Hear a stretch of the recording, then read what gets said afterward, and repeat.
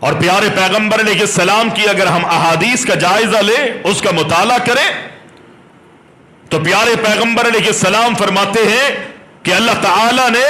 ان اللہ نظر فی قلوب العباد، رب العالمین نے اپنے تمام بندوں کے دلوں میں جھانکا، تمام بندوں، پوری دنیا میں جتنے انسان عبادت گزار، اللہ اکبر، جتنے بھی اللہ رب العالمین نے، اللہ اکبر، عبادت، جتنے بھی بندے اللہ نے دنیا میں پیدا کرنے تھے اپنے، اللہ نے تمام بندوں کے دلوں میں جھانکا، اور ان تمام دلوں میں سب سے بہترین دل اگر رب العالمین نے پایا ہے تو اللہ کے نبی علیہ السلام فرماتے ہیں وہ مجھ محمد علیہ السلام کا دل پایا ہے۔ فوجد قلب محمد، مجھ محمد علیہ السلام کا دل اللہ رب العالمین نے قلب محمد،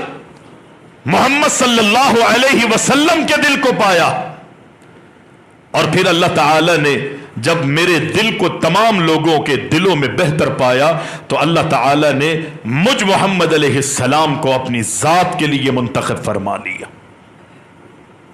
اللہ نے مجھے نبی، نبوت اور رسالت کے منصب پر رب العزت نے فائز کر دی، اور پھر میرے بعد دوبارہ رب العزت نے دنیا والوں کے دلوں میں نظر ڈالی۔ مجھ محمد علیہ السلام کے بعد میری امت پہ اللہ اکبر سب سے بہترین دل اگر کسی کا رب العالمین نے اللہ اکبر پایا ہے تو پھر اللہ کے نبی فرماتے ہیں وہ میرے صحابہ یعنی اصحاب محمد، صحابہ اکرام رضوان اللہ علیہم اجمعین کے دلوں کو پایا۔